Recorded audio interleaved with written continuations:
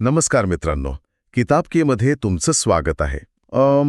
जरा विचार करा, एका अत्यंत शांत आणि नयनरम्य दरीत एक तरुण हातात बंदूक घेऊन धावतोय. बापरे. त्याचे कपडे रक्ताने माखलेले आहेत, चेहऱ्यावर प्रचंड भीती आहे आणि तो मदतीसाठी ओरडत येतो. आणि जेव्हा इतर लोक त्याच्या पाठोपाठ त्या दरीत पोहोचतात, तेव्हा त्यांना दिसतो त्या तरुणाच्या वडिलांचा मृतदेह, अरे. रक्ताच्या थारोळ्यात पडलेला, आणि अगदी जवळच त्या मुलाची ती बंदूक जमिनीवर पडलेली असते. म्हणजे तसं पाहिलं तर सरळ सरळ रागाच्या भरात मुलानेच बापाचा मर्डर केला असंच कोणीही म्हणेल, राईट? हो ना, उघडच दिसते तसं सगळं.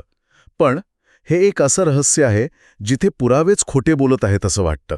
म्हणजे वरवर दिसतं तितकं सोपं हे अजिबात नाहीये. एक्झॅक्टली. आणि म्हणूनच आज आपण एका अशा केसवर बोलणार आहोत जी शर्लॉक होम्सच्या सर्वात भारी आणि गुंतागुंतीच्या केसेसपैकी एक मानली जाते. बॉस्कॉम व्हॅली रहस्य. येस, या कथेची सुरुवात होते लंडनहून इंग्लंडच्या पश्चिमेला जाणाऱ्या एका ट्रेनमध्ये. होम्स आणि त्याचा मित्र डॉक्टर वॉटसन याच केसच्या तपासासाठी निघालेले असतात. आणि ट्रेनच्या प्रवासातच होम्स वॉटसनला या केसची सगळी माहिती देतो. म्हणजे यातल्या पात्रांची ओळख करून देतो. मुख्य म्हणजे इथे 2 फॅमिली आहेत. राईट. पहिला आहे चार्ल्स मॅककार्थी, ज्याचा मर्डर झालाय. हा एकेकाळी ऑस्ट्रेलियात राहायचा आणि आता इंग्लंडमध्ये येऊन स्थायिक झालाय. आणि दुसरा माणूस आहे जॉन टर्नर.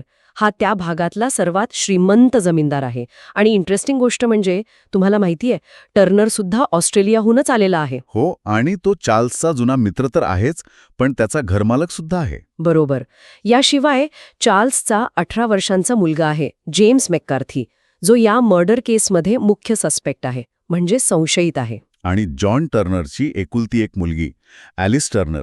या 4 लोकांभोवतीच ही सगळी मिस्ट्री फिरते. तर होतं काय, सोमवारी दुपारी बरोबर 3 वाजता चार्ल्स मॅककार्थी कोणाला तरी भेटण्यासाठी बॉस्कॉम पूल नावाच्या एका तलावाकडे चालत निघालेला असतो. आणि इथे जे विटनेस आहेत, म्हणजे साक्षीदार, त्यांचे जबाब खूप महत्वाचे ठरतात. विल्यम क्राउडर नावाच्या एका माणसाने चार्ल्सला त्या तलावाकडे जाताना पाहिलं होतं. पण त्याला शॉक बसणारी गोष्ट म्हणजे थोड्याच वेळात चार्ल्सचा मुलगा जेम्स हातात बंदूक घेऊन वडिलांच्या मागावर जाताना त्याला दिसतो. आणि पुढची साक्ष तर आणखी डेंजर आहे. 14 वर्षांच्या एका लहान मुलीने तलावाजवळ या बाप लेकाला जोरात भांडताना पाहिलं. बापरे. हो, आणि जेम्स रागाने वडिलांवर हात उगारत होता हे पण तिने स्पष्ट बघितलं. ती बिचारी इतकी घाबरली की तिथून पळूनच गेली. आणि त्यानंतरच काही वेळात जेम्स रक्ताने माखलेल्या अवस्थेत मदतीसाठी ओरडत येतो. आणि मग चार्ल्सचा मृतदेह सापडतो. त्याच्या डोक्यावर मागून एखाद्या जड वस्तूने खूप जोरात वार केलेला असतो. जेम्सला तिथेच लगेच अरेस्ट होते. पोलिसांना, विशेषतः इन्स्पेक्टर लेस्ट्रेडला वाटतं की ही एकदम क्लिअर कट केस आहे. म्हणजे परिस्थितीजन्य पुरावे, ज्याला आपण सर्कमस्टॅन्शियल एव्हिडन्स म्हणतो, ते सगळे जेम्सच्याच विरोधात आहेत. हो ना. पण जेव्हा जेम्स कोर्टात त्याची बाजू मांडतो ना, ती स्टोरी इतकी वियर्ड आहे. म्हणजे नक्की काय सांगतो तो? तो म्हणतो की तो खरं तर सशांची शिकार करायला निघाला होता आणि वाटेत त्याला अचानक कुई असा आवाज आला. कुई हे काय आहे? तो म्हणतो की हा आवाज त्यांच्या बाप लेकामधला एक नेहमीचा सिग्नल होता. पण जेव्हा तो तिथे गेला तेव्हा वडिलांशी त्याचं कडाक्याचं भांडण झालं. पण भांडण्याचं कारण काय होतं? तेच तर. तो कोर्टात कारण सांगायलाच स्पष्ट नकार देतो. अरे चा, मग तर पोलिसांचा संशय आणखीनच वाढला असेल. नक्कीच. आणि त्याचे पुढचे शब्द तर आणखीनच मिस्टिरियस आहेत. तो म्हणतो की तो रागाने तिथून मागे फिरला, पण लगेच वडिलांची किंकाळी ऐकून तो धावत परत आला. ओके. वडील मरणासन्न अवस्थेत जमिनीवर पडले होते आणि मरताना ते काहीतरी पुटपुटले. जेम्सला फक्त एकच शब्द ऐकू आला, एक उंदीर. एक उंदीर? काय सांगताय? मरताना कोणी असं का म्हणेल? यात काहीच सेन्स बनत नाहीये. आणि थांब, तो पुढे असंही म्हणतो की त्याच वेळी त्याला जमिनीवर एक करड्या रंगाचा कोट पडलेला दिसला. कोट? हो, पण तो जेव्हा मदतीसाठी जाऊन परत आला तेव्हा तो कोट तिथून गायब झाला होता. हे तर खूपच हास्यास्पद वाटतंय. पोलिसांना वाटलं असेल ना की हा स्वतःला वाचवायला काही खोट्या स्टोरीज बनवतोय? एक्झॅक्टली. इन्स्पेक्टर लेस्ट्रेडला तसंच वाटलं. पण होम्सचा दृष्टिकोन इथेच वेगळा ठरतो. होम्स म्हणतो, जर जेम्सला खोटं बोलायचंच असतं तर त्याने एखादी साधी पटण्यासारखी स्टोरी बनवली असती ना. राईट. म्हणजे मरताना वडील उंदीर म्हणाले आणि तिथून कोट गायब झाला.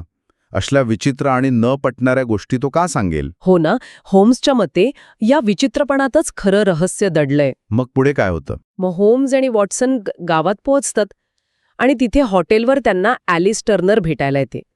ती एकदम ठामपणे सांगते की जेम्स निर्दोष आहे ओके.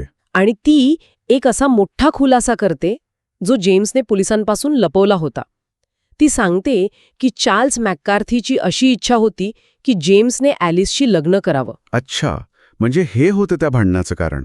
हो, जेम्स आणि ॲलिस एकमेकांना फक्त भावंडांसारखं मानत होते.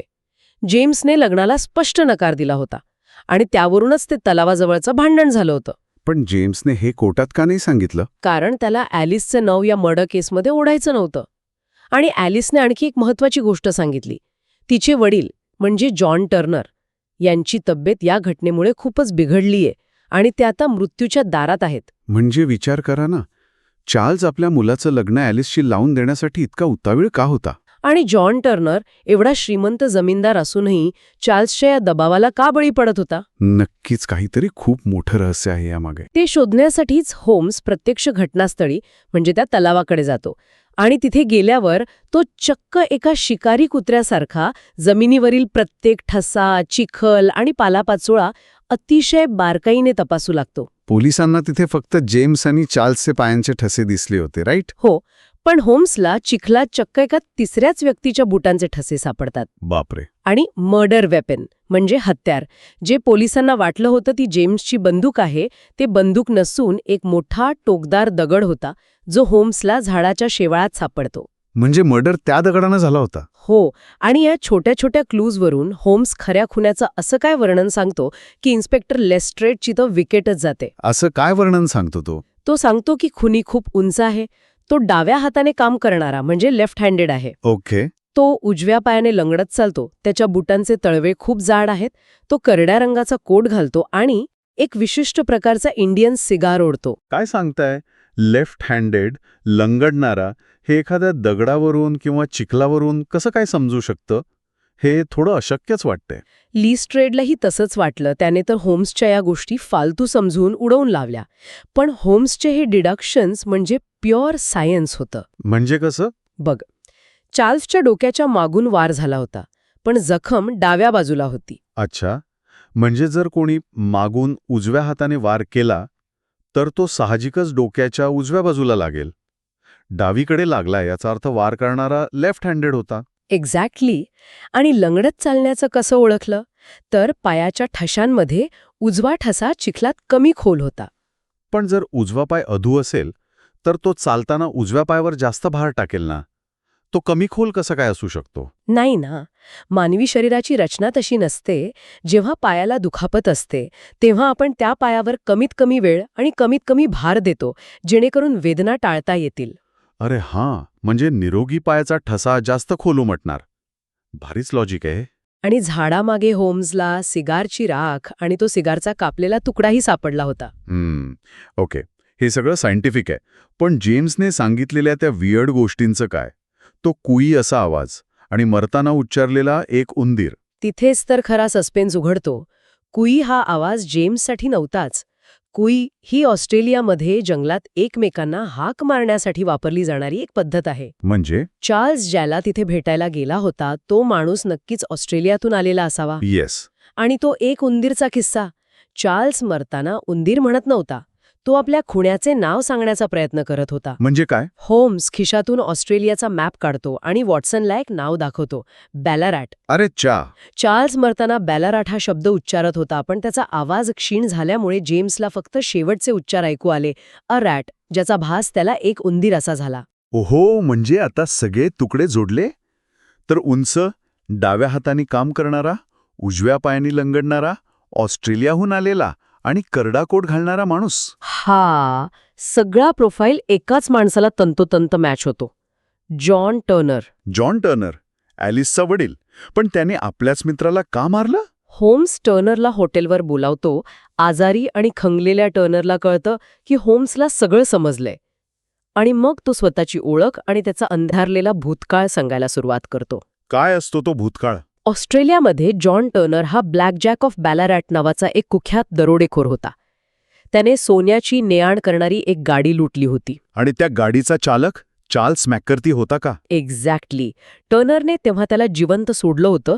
नंतरच्या काळात टर्नरने गुन्हेगारी सोडली, तो प्रचंड श्रीमंत झाला आणि इंग्लंडला येऊन एक सन्माननीय आयुष्य जगू लागला. पण मॅककर्थीने त्याला कसं तरी शोधून काढलं असेल? हो, तो टर्नरला त्याच्या भूतकाळाची धमकी देऊन ब्लॅकमेल करू लागला. त्याने धमकावून फुकट जमीन आणि प्रचंड पैसे उकळले. म्हणजे मॅककार्थी टर्नरच्या पैशांवरच ऐशोराम करत होता? पण पैशाची हाव माणसाला आंधळी करते.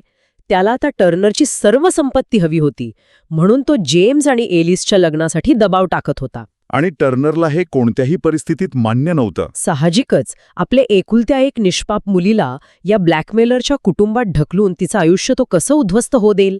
हाच तो क्षण होता जिथे टर्नरच्या सहनशीलतेचा अंत झाला. म्हणजे तलावाजवळ मॅककार्थी टर्नरलाच भेटायला गेला होता? हो, पण जेम्स अचानक तिथे आल्याने टर्नर झाडामागे लपून राहिला. जेम्स रागाने निघून गेल्यावर टर्नर बाहेर आला. त्याच्याकडे दुसरा कोणताही मार्ग उरला नव्हता. त्याने त्याच रागात दगडाने वार करून मॅककार्थीचा जीव घेतला. आणि पळून जाताना तो करडा कोट तिथे पडला जो आणण्यासाठी तो परत आला होता. बापरे, सगळं कसं अचूक जुळून आलंय. हो ना. होम्स टर्नरकडून एक लेखी कबुली जबाब घेतो, पण तो एक वचन देतो. तो सांगतो की जोपर्यंत जेम्सच्या शिक्षेवर शिक्कामोर्तब होत नाही, तोपर्यंत तो हा कागद कोणालाही देणार नाही. हा निर्णय खूप विचार करायला लावणारा आहे. टर्नरने जो मर्डर केला तो एका बापाच्या दृष्टिकोनातून आपल्या मुलीला वाचवण्यासाठी होता. आणि सुदैवानं होम्सला तो कागद वापरण्याची वेळच आली नाही. होम्सच्या अचूक पुराव्यांमुळे जेम्स कोर्टातून निर्दोष सुटतो आणि आजारी जॉन टर्नरचा काही महिन्यातच मृत्यू होतो. आणि कुठलीही सावली न पडता जेम्स आणि ॲलिस एकत्र येतात आणि सुखाने राहू लागतात. हो, खरंच काय अप्रतिम मिस्ट्री होती ही. एका छोट्याशा उंदीर शब्दावरून आणि चिखलातल्या ठशावरून होम्सने अख्खं रहस्य कसं उलगडलं. कशी वाटली ही शर्लॉक होम्स की बुद्धिमत्ता? अफाट. मित्रांनो, जर तुम्हाला अशाच रहस्यमय आणि थरारक कथा ऐकायला आवडत असतील तर किताब कीला नक्की सबस्क्राईब करा. ही कथा तुमच्या मित्रांसोबत शेअर करा आणि तुमचा अनुभव आम्हाला रिव्ह्यूमध्ये नक्की सांगा. पुन्हा भेटूया अशाच एका नव्या आणि रोमांचक कथेसोबत. तोपर्यंत ऐकत रहा किताब की.